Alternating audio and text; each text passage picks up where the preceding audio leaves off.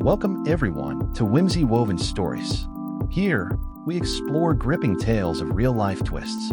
Join our storytelling community. It was a crisp Saturday morning when Daniel, a 42-year-old man, found his life unraveling before him.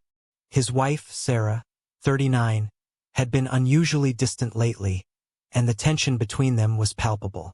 As he brewed coffee in the kitchen, the sun streamed through the window, illuminating the room in a warm glow, a stark contrast to the icy atmosphere that hung in their home. "Daniel, we need to talk," Sarah said, her voice steady but laced with something unspoken. "Okay, honey, what's on your mind?" he replied, trying to mask the unease swelling in his chest. She took a deep breath, her expression serious. "I feel like my life isn't the same anymore. I want to experience and discover more about myself." Daniel's heart raced. "What do you mean? We can figure this out together." "No, you don't understand," she continued, her gaze unwavering. "I want to date someone else." The words hit him like a physical blow. "You mean you want to cheat on me?" he asked, struggling to keep his composure. "Not if you know in advance," she replied defiantly, a spark of rebellion in her eyes. "That's still a breach of our vows, Sarah," he exclaimed, the pain evident in his voice. "How can you even think that? Don't lecture me." "I'm serious," she shot back, her tone hardened. Silence enveloped them for a moment. Daniel felt as if the ground had shifted beneath his feet. He had never considered being with anyone else. Sarah was his everything. He looked at her, searching for a hint of remorse, but found none. "I'm going out tonight," she declared, her tone final. "Fine," he said, though the weight of despair pressed heavily on his shoulders. As Sarah left the room, Daniel poured himself a glass of wine, hoping to numb the ache within him. That night, he lay in bed, staring at the ceiling, grappling with the betrayal. She had chosen this path willingly, and he could feel his heart cracking. The next morning, Sarah returned home, a smile plastered on her face. "I met someone," she announced cheerfully. "His name is Josh." Daniel felt his stomach churn. He rushed to the bathroom and threw up, his body reacting to the emotional turmoil. "Are you okay?" Sarah asked, concern etched across her features. "Yeah, just throwing up all the love I have left for you," he muttered, wiping his mouth as he washed his face. "Daniel, this will be good for our marriage," she insisted, her eyes gleaming with an excitement he had never seen before. "I need this. Good for our marriage? You think cheating is good for our marriage?" He scoffed, incredulous. "He's better than you in bed," she replied nonchalantly. "He has a good job and looks good." Daniel felt as though the walls were closing in on him. "If you want a divorce, fine, but be prepared to walk away with nothing." "You think this is a game?" Sarah shrugged, her demeanor irritatingly casual. "You'll just have to accept it. I'm going out with him tonight." "Great," he said, a bitter smile forming on his lips. "Enjoy your new life." As she left, Daniel's mind raced. He thought about the gun in the safe. He had never been violent, but the emotional pain had pushed him to the brink. After several agonizing minutes of deliberation, he closed his eyes, wrestling with his thoughts. Ultimately, he decided against that route. He wouldn't give her the satisfaction of knowing he was broken. Daniel spent the following days in a haze of anger and hurt. He shared the bed with Sarah, but refrained from any intimacy. As Christmas approached, she announced her plans to spend the holidays with Josh. "Maybe you should just go away for the whole week," he retorted, masking his fury with sarcasm. She hugged him, blissfully unaware of the storm brewing within him. "You're so supportive," she beamed. Daniel waited until she left for the weekend before putting his plan into action. He called a real estate agent and put their house up for rent. Felt exhilarating, like taking control of his life again. He signed a lease on a luxury apartment downtown, complete with stunning views and modern amenities. When Sarah returned to find their home rented out, her reaction was priceless. "Why are you renting our house?" she screamed, disbelief etched on her face. "Because it didn't make sense anymore," he replied coolly. "Look at this apartment, brand new and smart." "What do you mean?" she demanded, a hint of panic creeping into her voice. "I mean, you should enjoy more time with Josh," he said, reveling in her confusion. "You can't have both." The weeks passed, and the arrangement became a twisted new normal.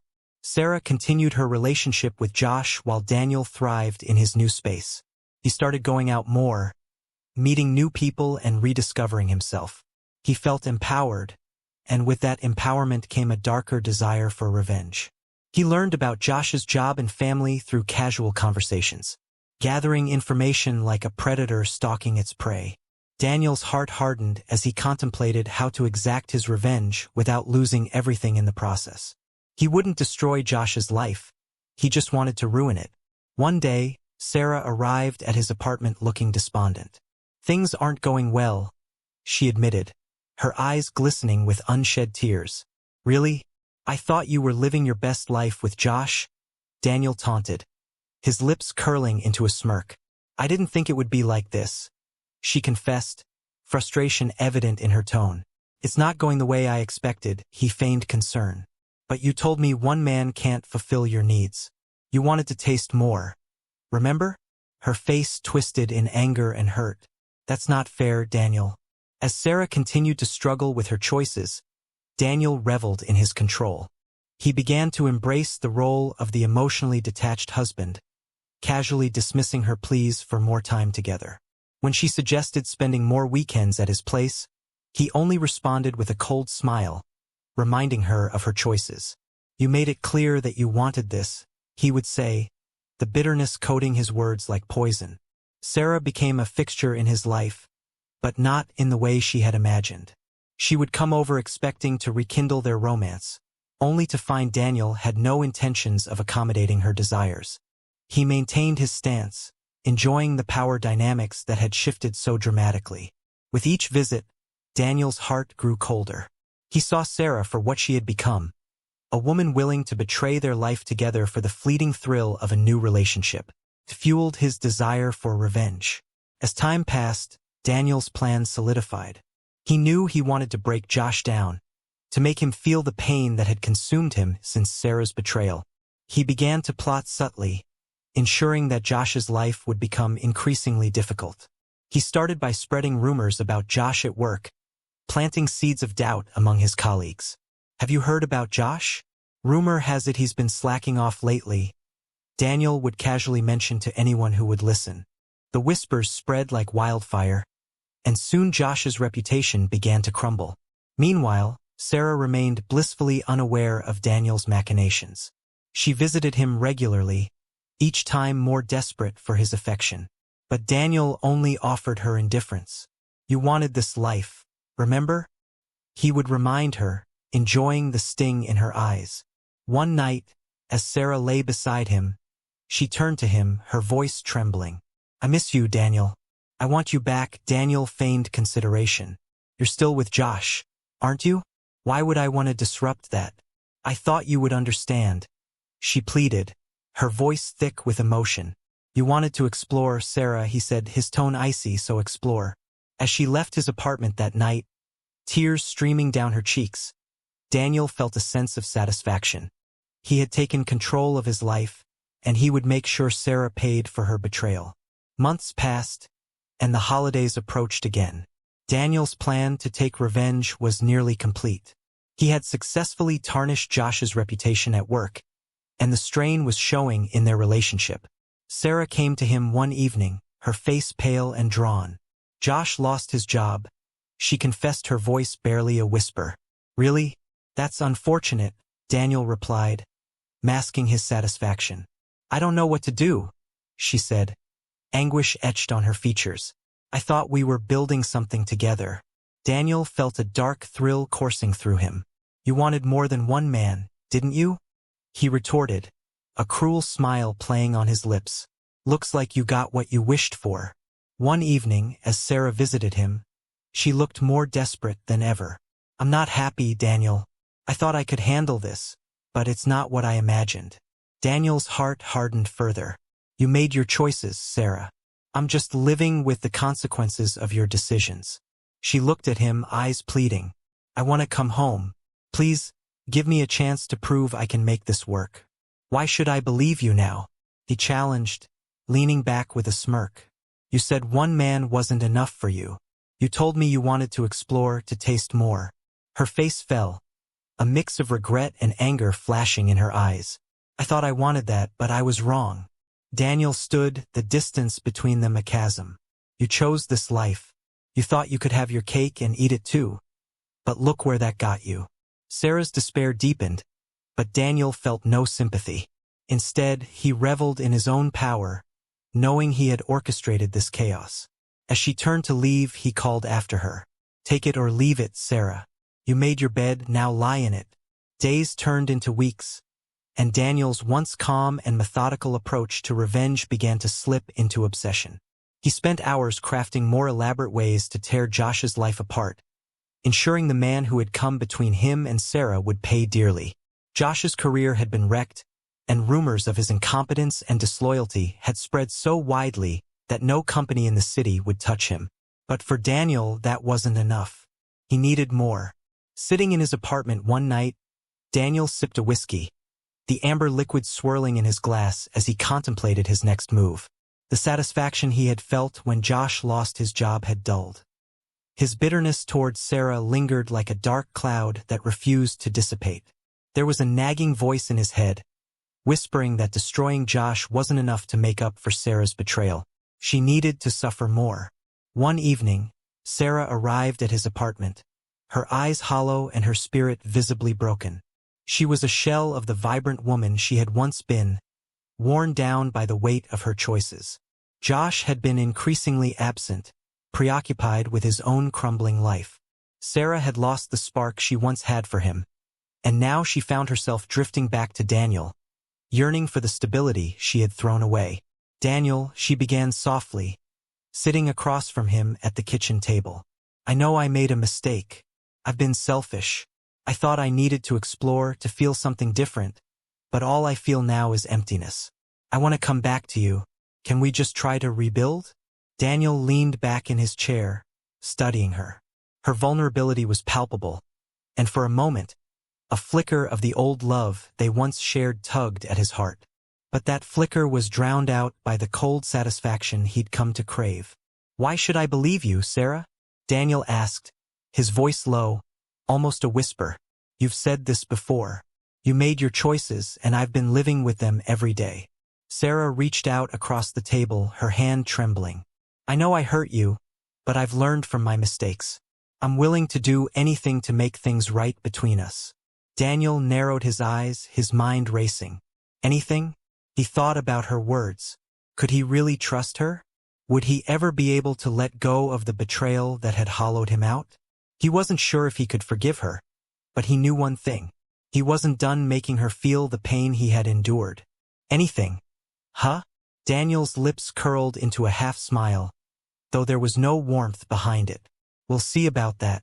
In the following weeks, Daniel allowed Sarah to move back into his life, though things were far from how they had been before. She was no longer the equal partner in their marriage. Daniel's terms were clear.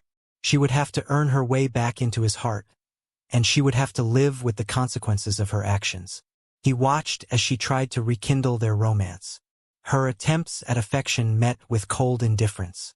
At first, Daniel's newfound control over her was intoxicating. He dictated the terms of their relationship, and Sarah, desperate to prove herself, complied with every demand.